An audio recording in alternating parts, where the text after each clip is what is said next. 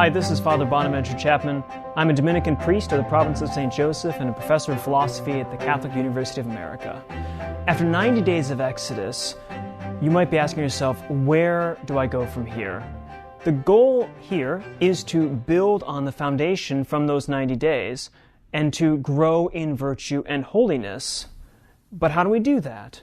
In these videos, we'll be talking about sustaining and developing our lives on the natural level, the intellectual level, the spiritual level, and the communal level.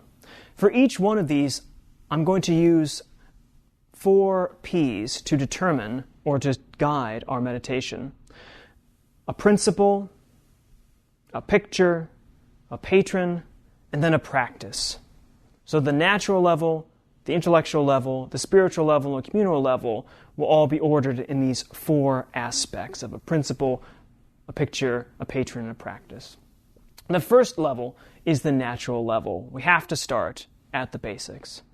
When we talk about what it means to be a human, to have a human nature, it's best to think of the 3 fundamental aspects or elements of that human nature. An emotional level, a willing or choosing level, and then a rational or intellectual level. Our reason, our wills, and our feelings make up, in a sense, who we really are as humans.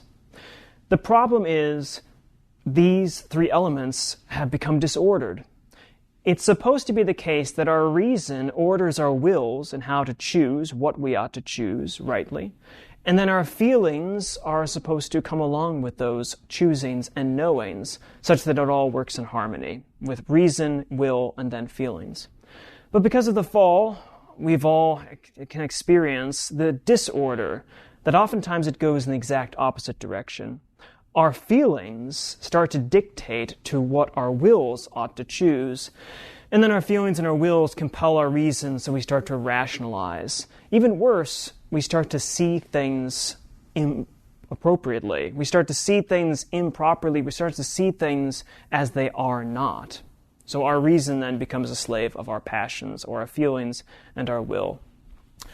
But Christ came to save and redeem us as men and our human nature. And that means reordering ourselves. Therefore, our first principle, to rightly order ourselves. It's not that different than ordering a house where we need to put things in the right place. We need to get back the proper ordering of reason, controlling the will, controlling our feelings.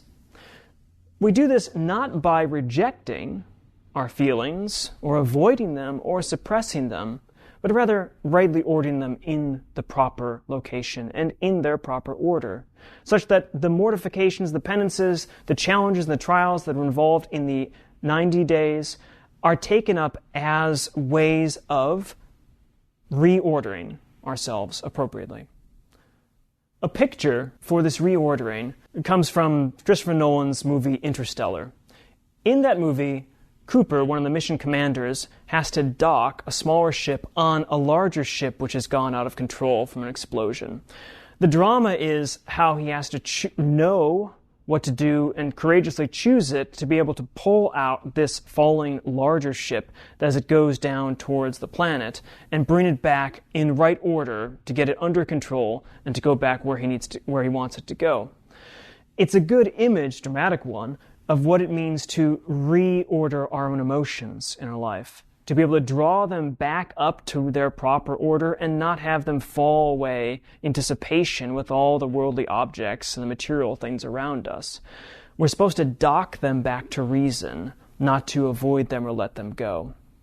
A patron, or an image of a saint that might be helpful to keep in our front of our eyes for this, is Saint Bonaventure, great Franciscan doctor of the Church in the Middle Ages, who, while extremely intelligent, writing great theological works, was also a leader of the Franciscan order, a cardinal in the Church, had to deal with lots of worldly and spiritual things, and yet he was a man known by his own teacher as someone who, he said, it seemed as if Adam had never sinned.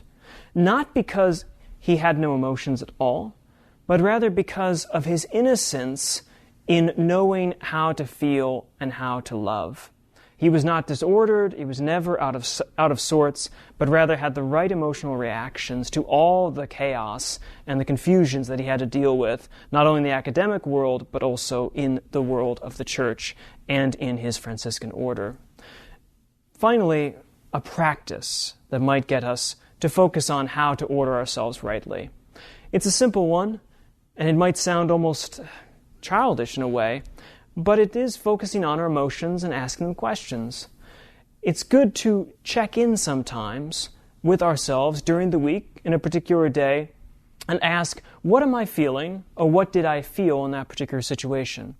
To focus on what was going on below the surface, you could say, and then ask, should I have been feeling that sort of thing? Were my feelings, were my emotions rightly ordered? Were they the things that I was choosing from, or were they kind of forcing me to choose? Were they the things that made sense in that situation? Or was I really letting them determine what was sensible? It's a simple practice of looking at how ordered we are in our natures, such that our emotions are not directing and governing us, but rather our reason and our wills are taking control of our emotions, and therefore ordering us rightly to the things around us. Christ came to save all men, and he came to save all of man, such that our passions are to be taken up in our willing and our reasoning, so that we might be once again restored to that right ordering within ourselves, so that on the natural level we can be best prepared to receive the graces and the supernatural level of the spiritual life that he calls us to live. If you'd like more assistance in growing in the natural virtues and the natural life, download the Exodus 90 app today.